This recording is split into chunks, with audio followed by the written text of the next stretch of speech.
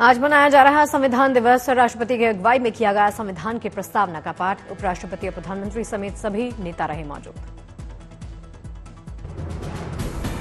संविधान दिवस पर राष्ट्रपति द्रौपदी मुर्मू का संबोधन। राष्ट्रपति ने किया 2 किताबों का विमोचन।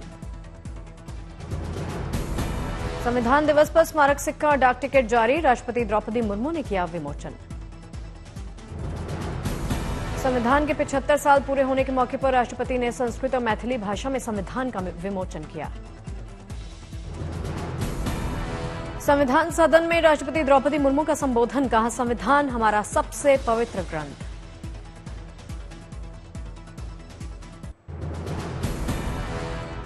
सुप्रीम कोर्ट में बार एसोसिएशन ने भी मनाया संविधान दिवस। सीजेआई एसोसिएशन अध्यक्ष कपिल सिब्बल ने किया संबोधन। संविधान दिवस पर नड्डा का संबोधन। कहा, संविधान दिवस से युवाओं में जागरूकता बढ़ गई है। लखनऊ में सीएम योगी आदित्यनाथ भी हुए संविधान दिवस के कार्यक्रम में शामिल। कहा, संविधान के प्रति हम सब प्रतिबद्ध हैं। दक्षिण में भी संविधान दिवस का कार्यक्रम हुआ। बेंगलुरु में राज्य के सीएम और डिप्टी सीएम मंत्रियों समेत विधानसभा में आयोजित विशेष कार्यक्रम का बने हिस्सा। ओडिशा के भुवनेश्वर में सीएम मोहन चरण मांझी ने संविधान दिवस पर बीआर अम्बेडकर को पुष्पांजलि अर्पित कर पद यात्रा की शुरुआत की। मुंबई टेरर अटैक यानी 26/11 हमले के आज 16 साल पूरे। शहीदों को देश दे रहा श्रद्धांजलि। 26/11 हमले की वर्षगांठ पर रक्षा मंत्री राजनाथ सिंह ने दी शहीदों को श्रद्धांजलि। कहा, जिन्होंने कर्तव्य निभाते हुए अपनी जान गंवाई, हम उन्हें याद करते हैं, उस दिन को कभी भूल नहीं सकते। मुंबई में शहीद मेमोरियल पर शहीदों को श्रद्धांजलि देने पहुंचे महाराष्ट्र के राज्यपाल सीपी राधाकृष्णन और पूर्व सीएम एकनाथ शिंदे। शहीदों को चढ़ाए फूल। डिप्टी सीएम अजित पवार, देवेंद्र फडणवीस ने भी शहीद मेमोरियल पर 26/11 की याद में शहीदों को पुष्पांजलि अर्पित की। महाराष्ट्र की डीजीपी रश्मि शुक्ला ने भी मुंबई में शहीद मेमोरियल पर शहीदों को नमन किया।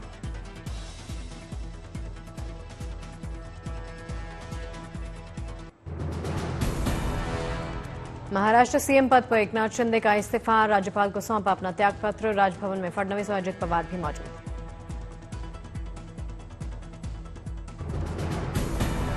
ठाणे में शिंदे को मुख्यमंत्री बनाने के समर्थन में हो रही पूजा अर्चना। महिला समर्थकों ने एकनाथ शिंदे के लिए की कामना। मुख्यमंत्री पद को लेकर बोले संजय राउत। कहा, ये एक शैतानी सरकार है। हम भले विधानसभा में नहीं ज्यादा आंकड़ा, लेकिन जनता के बीच हमारी तो तूती बोलती है। सीएम कौन होगा ये तो प्रधानमंत्री मोदी तय करेंगे। अजित पवार, एकनाथ शिंदे खुद तय नहीं कर पाते हैं अपनी पार्टी के बारे में। बीजेपी की गुलाम है शिंदे सेना एनसीपी। महाराष्ट्र चुनाव में कांग्रेस की हार पर सीएम सुक्खू ने एक बार फिर से ईवीएम पर जाहिर किया शक। बोले, एक बार बैलेट पेपर से चुनाव करवा कर देख ले चुनाव आयोग।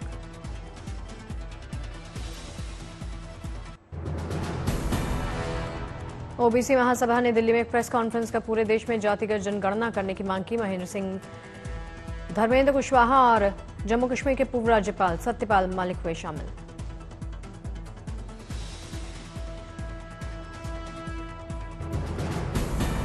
सभी ने जातिगत जनगणना का समर्थन कर कहा, सरकार जातिगत जनगणना करवाने से ओबीसी पिछड़े वर्गों को फायदा मिलेगा। केंद्र ने सोमवार को लॉन्च की वन नेशन वन सब्सक्रिप्शन योजना। प्रधानमंत्री मोदी ने बताया, युवाओं और शिक्षा जगत के लिए गेम चेंजर। बिहार के मुजफ्फरपुर में जन स्वराज प्रमुख प्रशांत किशोर का वीडियो वायरल हुआ। एक कार्यकर्ता को डांटते हुए दिखे प्रशांत किशोर।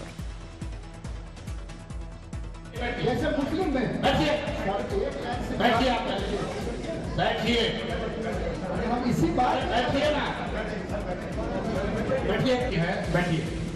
आपसे सुझाव मांगा गया है।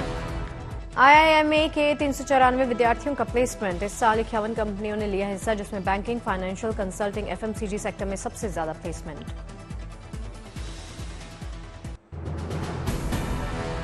कीट डीयू ने हासिल किया शुरुआती टाइम्स हायर एजुकेशन यानी टीएचआई इंटरडिसिप्लिनरी साइंस रैंकिंग 2025 में भारत में प्रभावशाली चौथा स्थान।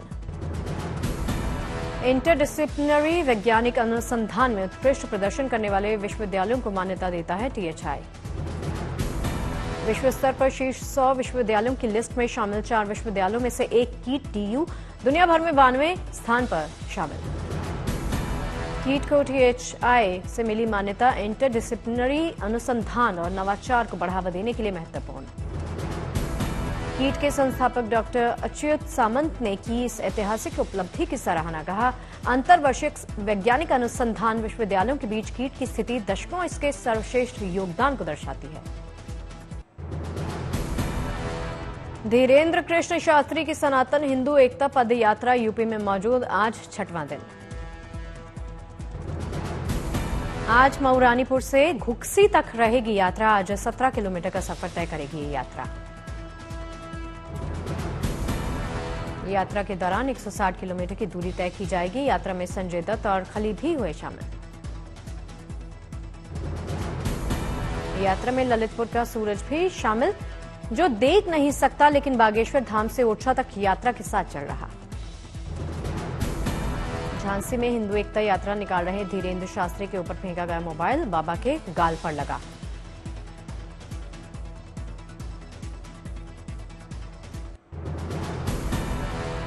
प्रयागराज में महाकुंभ 2025 की तैयारियां जारी। मेला क्षेत्र को श्रद्धालुओं साधु संतों के लिए तैयार किया जा रहा। कुंभ मेला क्षेत्र में पक्की सड़कों को किया जा रहा तैयार। महाकुंभ ग्राम में पुल का भी निर्माण हो रहा।